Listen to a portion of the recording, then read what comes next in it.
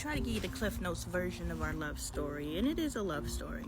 We met in cosmetology in 2010. I was going to go to massage therapy school, but they wouldn't give me a loan, and I'm not sure how Dre ended up at cosmetology school. But we both ended up at Empire Beauty School, where a lot of our current friends today come from. I had started maybe a month or two before him, so I had already established my seat in the classroom. Dre comes in, and he's just bouncing around and just always rapping lyrics and just bubbly as f***. Sit down, but when this took a seat, he took my seat. So I'm sitting in the back of the classroom with Angelica, and I'm talking big about this new classroom that came in and took my seat. Yeah, that right there, he in my seat.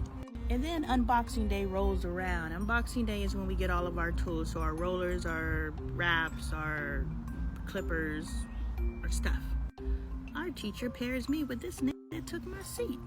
So now I'm sitting there trying to be a help to this motherfucker who I kind of got a problem with because he took my seat. As you can see, I have mentioned him multiple times because I truly had an issue with him taking my seat. On top of this nigga trying to be the teacher's pet. That was my position. I was the smartest kid in the room, not him. But here he come trying to be the smartest nigga in the room. And I'm not talking literal smarts. I'm just always, very studious. But apparently he's studious too. So anyway, we're doing our unboxing, and I take the top of his box and I write, Lonnie was here on his box. And I'm like, keep that forever. And he told me he kept that box top for a very long time until he moved and he just left everything behind. So Dre and I weren't friends, but we were friends. We were associates. I didn't like him any more than I liked anybody else.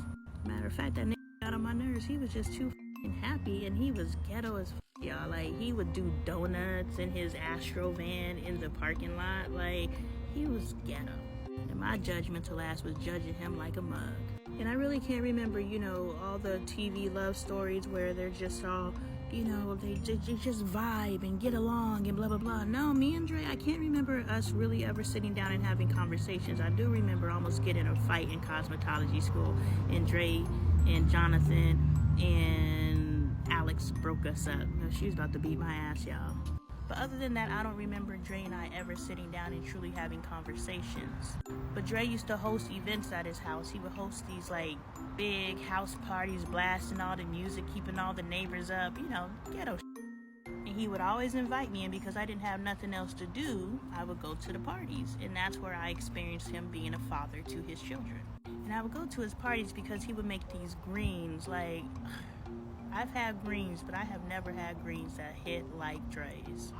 So I would go to the party to eat his cousin's burnt chicken and to eat his greens and then take my ass on home. So we're in school together, and there's not much more than that. I would go over his house and I would hang out, and we really didn't have much to talk about, but we would just hang out each other. It was really weird. We weren't friends, but we always hung out. But we didn't really, it was really weird.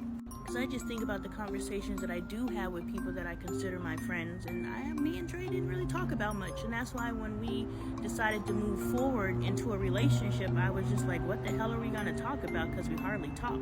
But we always hung out around each other. And when we hung out around each other, I would see how he was a father, and I was like, hey, I see how you're a father to your kids. Is it possible for my daughter to hang out with your children, and she could kind of just experience, that father energy, because she ain't getting it over here? And that's how he got introduced to Bailey at 5 years old. So he's been in Bailey's life since she was 5. And this was all in 2010.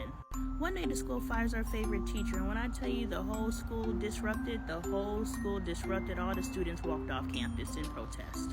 And me being the wordy motherfucker I am, I write a 14-page letter expressing the thoughts and ideas of the entire collective, because I am tapped into the collective. I'm not sure if y'all picked up on that yet, but I am tapped in. Dre said while I was reading that letter and I had my little pompadour going, I had my natural back in cosmetology school. He hated my hair. My natural hair is why I ended up in cosmetology school, so you're welcome. So I'm up there with my little pompadour, and I got on my little shirt and my little high, tight pencil waist cut skirt. And Dre leans over to the guy sitting next to him, and he says, that's gonna be my wife one day. Now, of course, I hear this story later. And again, this is 2010. And Dre and I, we would get on each other's nerves. So that means that we would talk to each other. We would fall out for some reason and stop talking for months on end. And then somehow he would always call me first. He says that I would call him first, but he would always call me first. We would call and text and see what the other person is doing, and then we would start talking again. But again, we never had that deep relationship that I would consider friends having. I think we were more like associates. But knowing that we're soulmates, we were just continuously being drawn to each other. One day I have to go to Colorado, and I'm like, who can go last minute to Colorado with me? I was like, Dre, that nigga got no job. I call him up, and he's like, yes, he'll go with me to Colorado. So we drive to Colorado, and that can get on my nerves the entire way up and the entire way down. And I'm lying, so I am sure I'm on his nerves as well. But I was also pregnant with Angel, and he didn't know I was pregnant, but I knew I was pregnant. If you think I'm when I'm not pregnant, you should see who I am when I am, like, dude, on steroids. So we get to Colorado, and it's supposed to be a quick little turnaround trip, you know. We get there, sleep, come back. I just needed somebody in case I got too tired to drive. So when we get to Colorado, I discovered this got an ulterior motive because he wants to visit his friend who he hasn't seen in years that also lives in Colorado. So when we get there, he's like, hey, can I go visit my friend? And I'm reluctant because I don't really know this. He might try to steal my car or some shit. And I'm just like, he did drive 12 hours with me, no questions asked. Let this go see his friend. Well, of course, my little only asset is out in the streets, and I don't know where it is, but this guy, I don't know who he is for real. So I can't sleep. It's like 5 in the morning. This still ain't back, and I'm like, where the hell is it? Did he take my car? So I'm calling, harassing him, telling him to bring my car back. He finally brings my car back. I'm pissed off. We ride back home. He swear for Lord his feet didn't stink, but his feet stunk, and he kept them motherfuckers on the vent on purpose so that funk would just permeate through the entire vehicle. And it was a mixed species Galant, so it wasn't too much vehicle to permeate.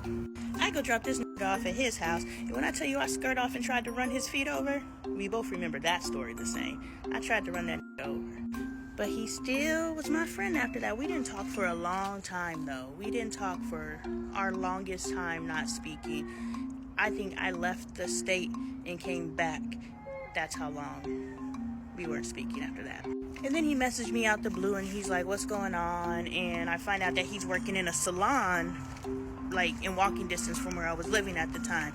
So I went to go hang out with him, and that's how we started talking again. And that's not right. There was another time we stopped talking because I came back and I realized he worked at Lefty's, which is a prominent salon or barbershop, both here in Arizona at the time. So let's fast forward to Lefty's. He's working at Lefty's, and I would go and sit in the corner while he cut hair, and I would just sit there all day. And he became my eating partner.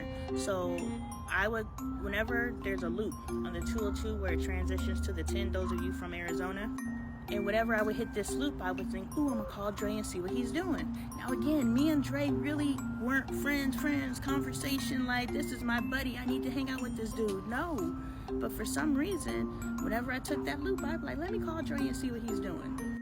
So we would become eating buddies. He would pay one time and I would pay one time. I would pay when we ate fast food. He would pay when we went to go sit down and eat at restaurants, you know. High five. You already know. My ancient runs deep. So yeah, I would go sit in that corner for hours and just watch him cut. And we never talked. I actually would tell him, hey, won't you hook me up with one of your clients? I used to play Rihanna, Just Raining Men every time I would go pick him up, because I'm like, all these niggas and you can't find me a boo?